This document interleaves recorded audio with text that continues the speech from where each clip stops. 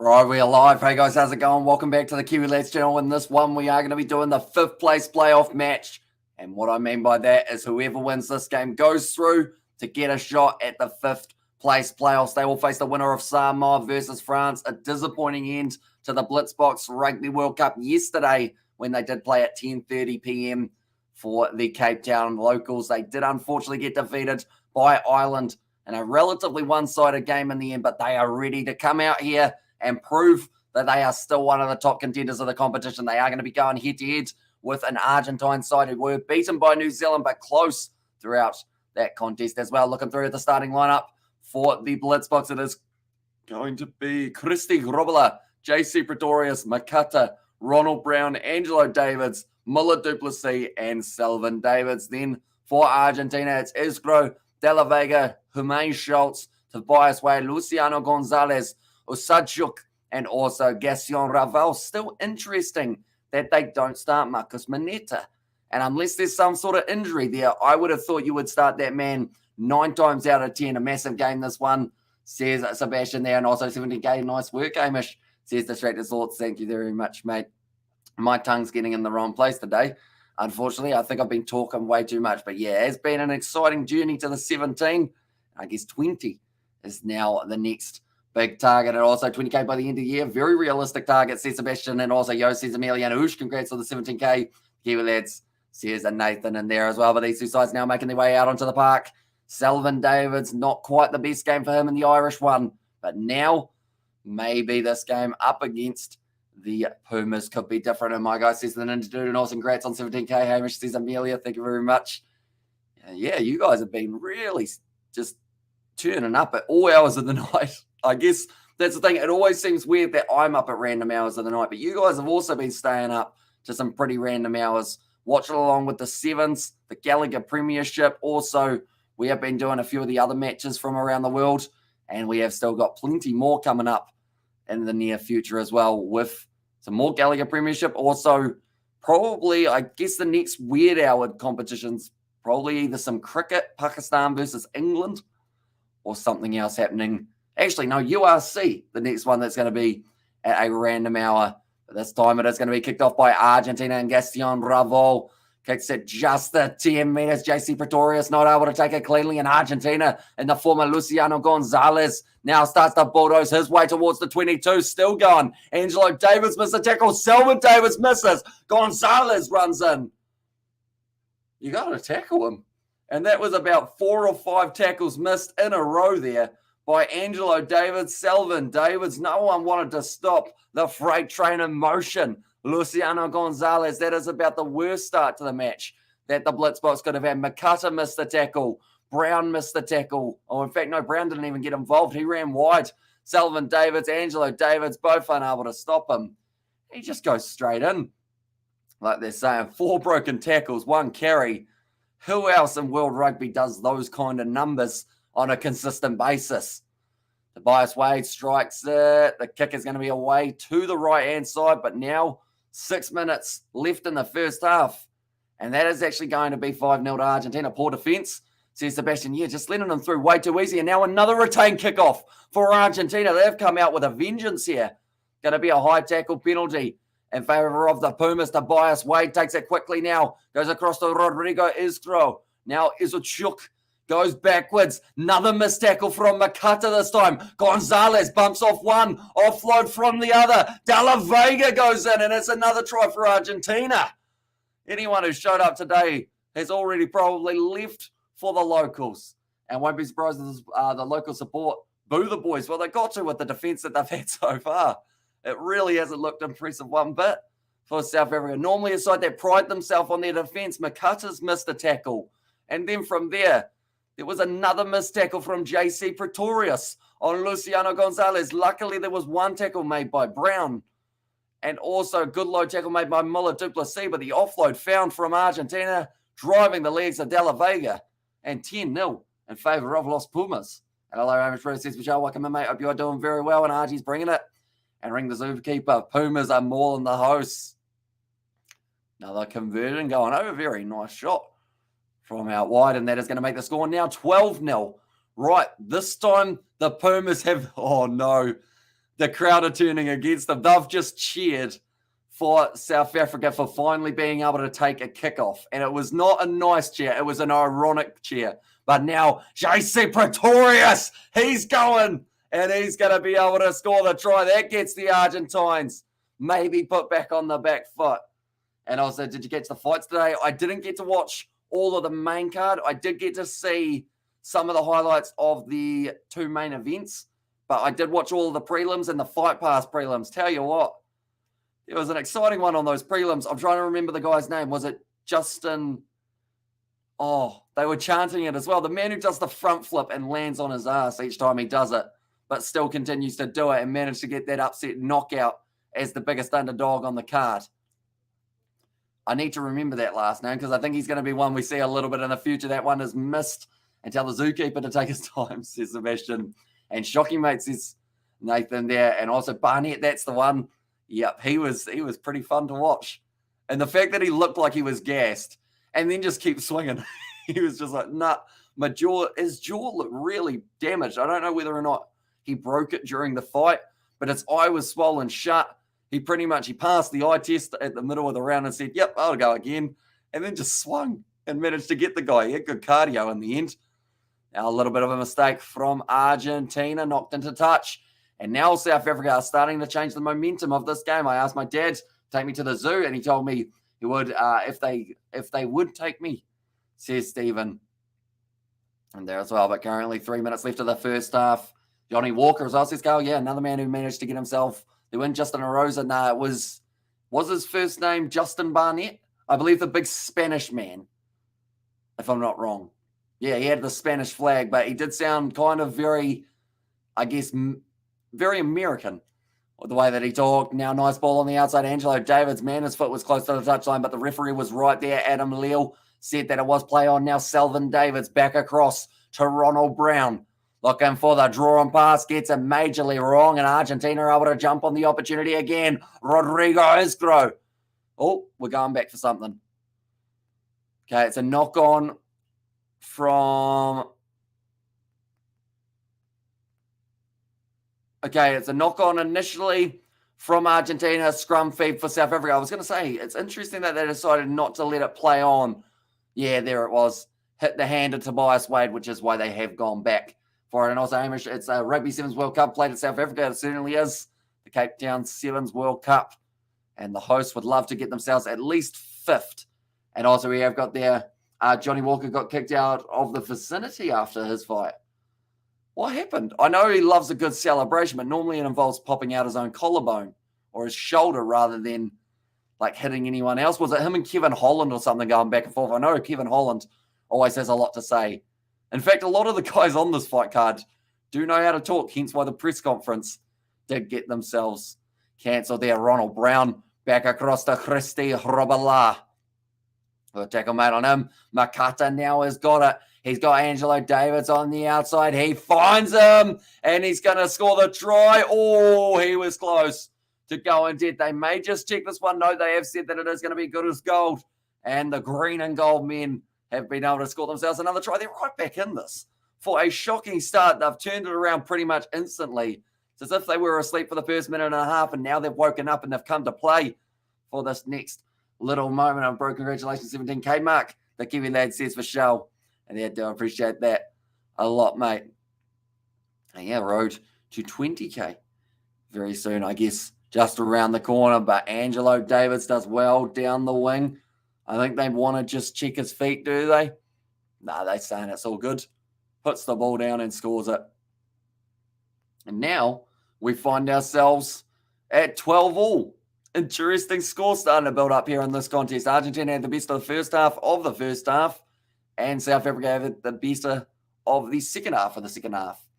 And also we have got there, and also could you educate a dumbass, what is catch weight? Catch weight pretty much means that you're not in a specific division, but instead it's pretty much like catch weight normally works out to be like on this card, we saw a lot of 180 catch weight, which pretty much is when you've had either guys missing weight or very late notice that you aren't able to have everyone weighing the same. So the catch weight, you kind of come in at somewhere roughly right. It's like there was a lightweight fight with that man who was called the Pleasure Man or whatever his nickname was up against the Brazilian.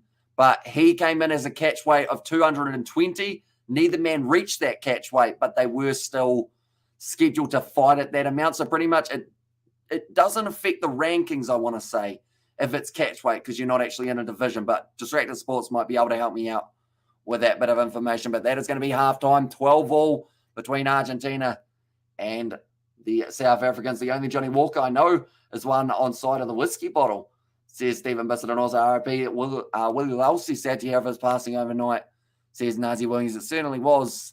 And I believe on the first day of the commentary, they actually mentioned he was going to be joining them for the commentary of this match. Or not of this specific match, but of this competition. So it would have been a sudden one for them to all of a sudden, not have him as part. I think Carl Tanana was pretty cut up about it, as at the end of the day, when you get used to doing the commentary with other people, you travel the world with them doing it, and then all of a sudden someone tells you, he's not coming. It's quite a big kind of shock to the system. And I see, so it's the failure division, little bit. They just pretty much, it's to make the fight happen when a fight theoretically wouldn't have been able to happen, if that makes sense. So because Hamzat Chimaev missed weight by so much, it means that it is pretty much, around that 180 catch weight, I believe they were fighting at. And Johnny Walker whiskey is average, though, not the worst, but not too decent a drink either, says Sebastian. And also, why did Johnny Walker get booted? Says Hanoi. That is a good question. And also, you'll be at 20K by the end of the month. 20K by the end of the month? I'll have to make sure I keep on posting videos. That is for sure. I'd say if we get to 18K by the end of the month, I think that would be pretty massive, because we've only got a couple rounds of the Rugby Championship left. And also the Sevens. I believe we take about 50-day hiatus from the Sevens competition. So I think 18 by the end of the month would be a very solid goal for us at this stage. Oh, New Zealand lost a wicket. Devon Conway gone. And was glad Nate got the W. Should have called out Leon, says Hanoi. Although he's already fought Leon Edwards, hasn't he? But I guess now that Leon's the champ, maybe he'll try and make it 2 from 2. And apparently Dana said due to COVID protocols seemed disrespectful and got booed out of his fighting gears and bare feet. Wait, so because of COVID protocols, so what? So he fought in the octagon against an opposition, and then from there, the time that he was in the octagon to not being in the octagon, he broke protocol? Did he go partying with the crowd or something? Was there something a little bit extra to that? That's going to be kicked out on the full from South Africa, and Selvin David's not too happy with that one. Unfortunately, getting that one wrong, but currently sitting 6 minutes 50 left of the second half, just getting underway in a game that could easily go to either side. The winner of this game will face the winner of France versus Samoa. That will be the next game that we do cover on the channel. It looks like Argentina decide to take the quick tap. Gassion Ravol now goes across. One more pass. Nice step from Ravol. And CBS says Nazi Williams.